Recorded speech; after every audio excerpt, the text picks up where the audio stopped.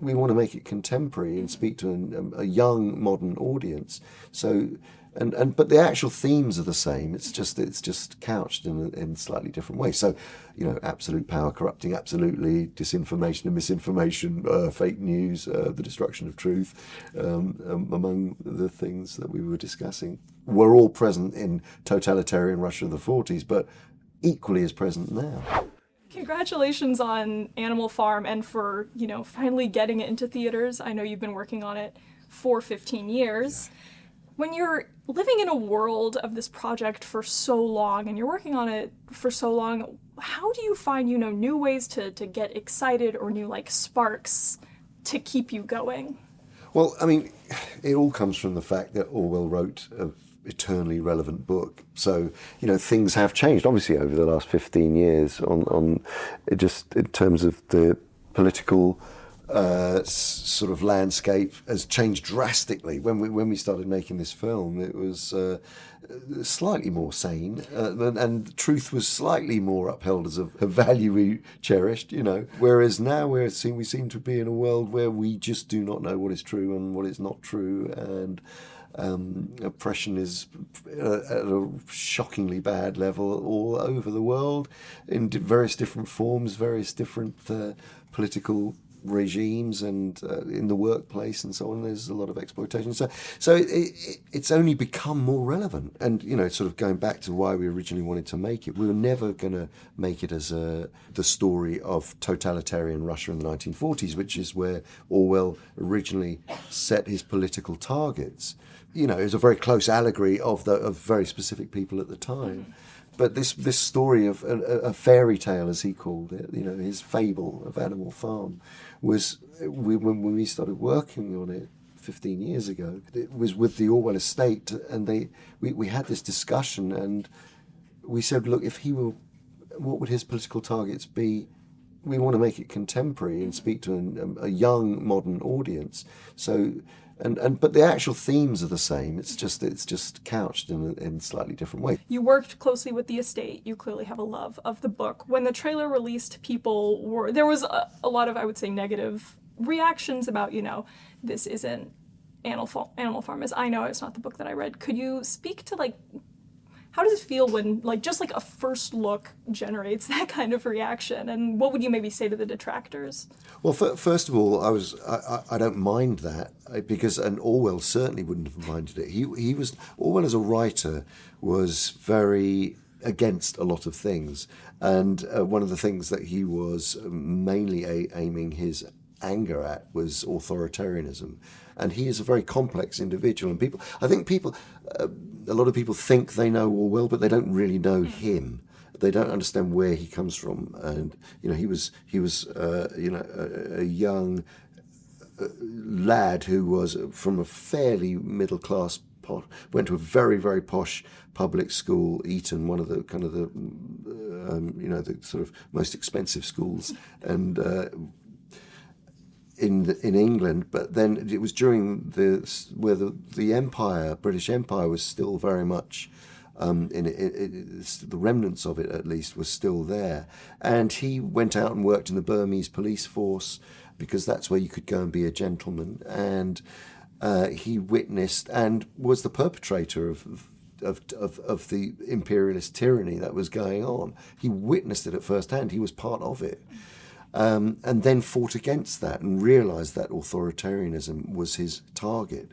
But he became a socialist. He fought against the fascists in the Spanish Civil War. Clearly, But then, when he was fighting against fascism, he was also fighting against communism.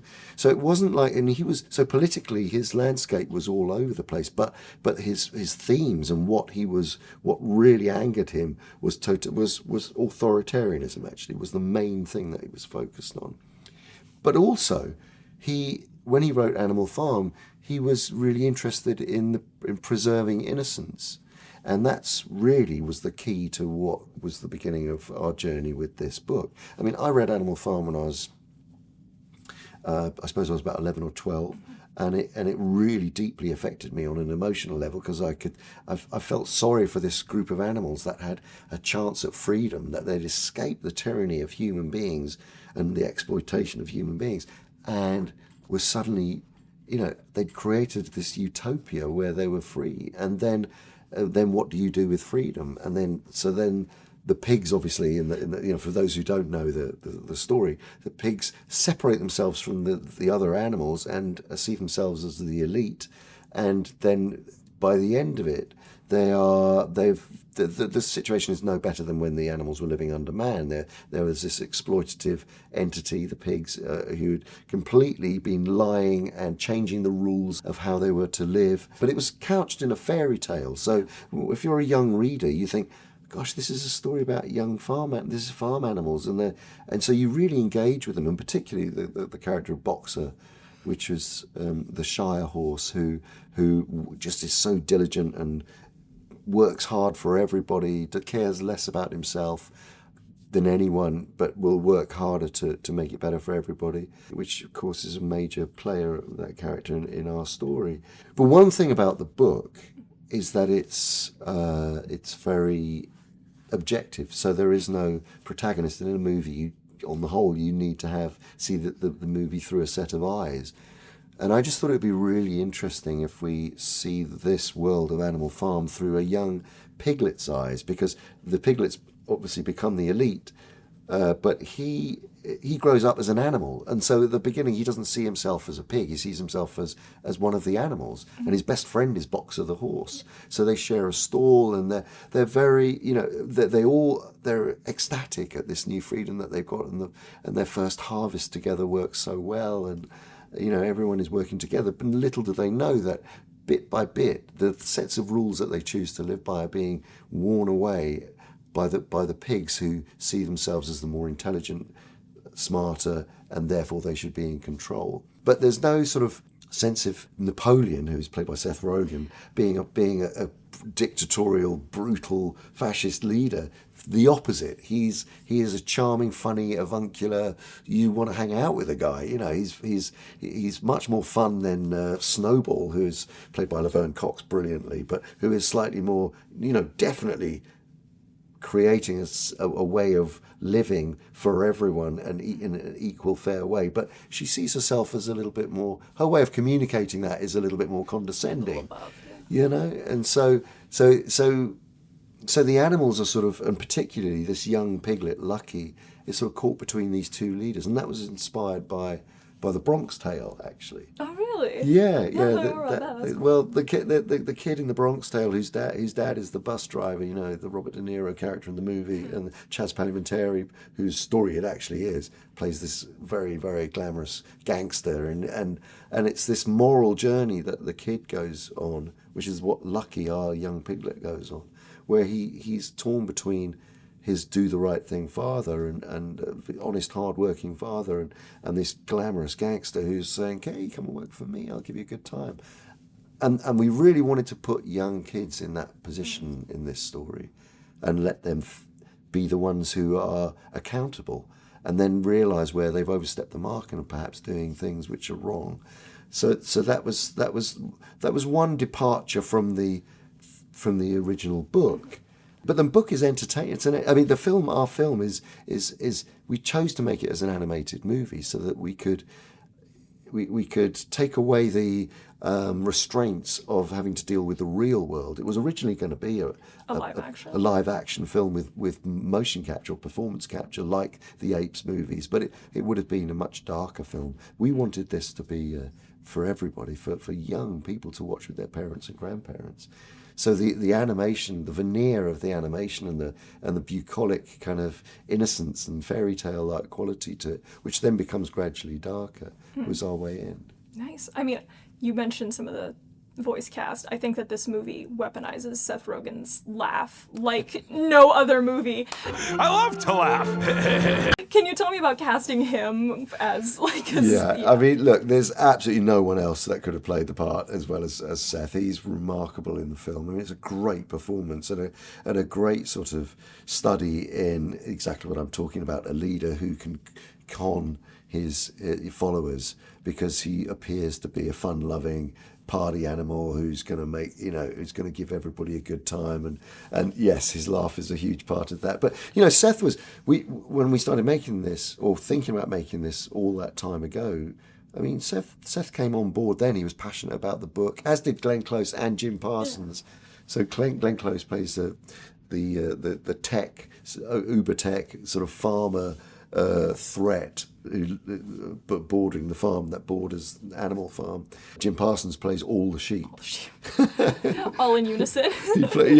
and one sheep in particular who accidentally gets shaved, who can suddenly see the world differently and is speaking at odds with the rest of the herd, or the flock rather, I should say.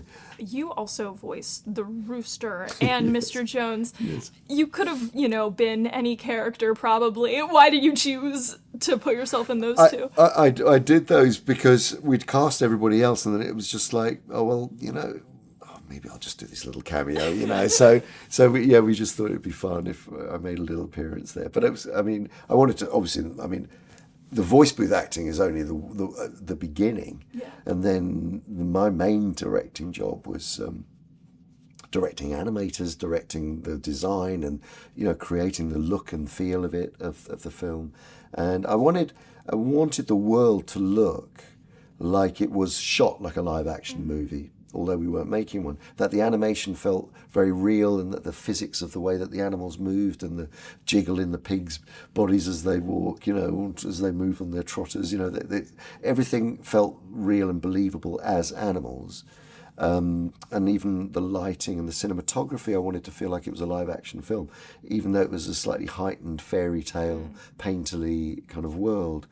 So crucially, things like the lighting, and the cinematography from that respect felt very believable. All the references for that were live action films like Days of Heaven, Terrence Malick's film, or Witness, or where the particular lighting feels and tones that we wanted, and then the camera itself. I didn't want to. Sometimes with cartoon or sort of animations rather, it can be cartoony and performance can be very broad, and the camera can go anywhere because it's a digital camera, can fly anywhere. And I was very adamant that the camera would be like, if you were using a real camera, how would this be shot? So it didn't. And consequently, a lot of the action is quite. It's quite. There's a stillness to this film which you don't normally get in animated movies, and also there's a lot of close-ups because I wanted to get inside the characters' minds and let the audience go towards them rather than, like, sometimes animation can be quite pantomime and so you're not really getting the true emotions of what's going on inside the heads of the characters. Yeah, you mentioned at the premiere, actually, like in the talkback, you talked about truth and not knowing what is real or what is not, especially in the context of AI. Yeah. I would love to hear more about that, especially as AI becomes such a hot button topic in the entertainment industry. And I see people using it to make like animated movies and like, it's just as good. And I'm like, it's not in my mind, but I would love to hear about your thoughts on that as it comes in.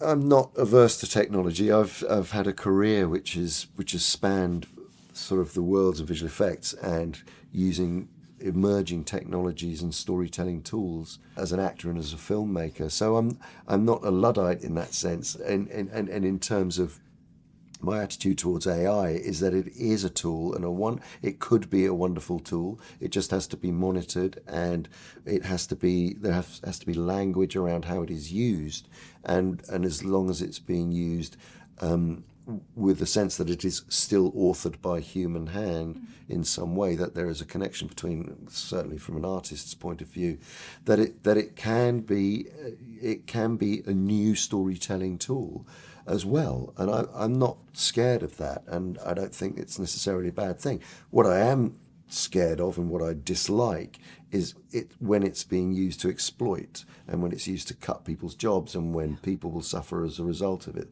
That those clearly are not good reasons to use AI. But if a million voices to solve a particular disease can be brought together in using a tool that will get us further down the track to solve a disease. What's not to like? If there's a way of someone who can't draw but has got a great idea about something that they would like to draw or a story they would like to tell, but they can describe it and it can somehow come to life, I don't think that's a bad thing.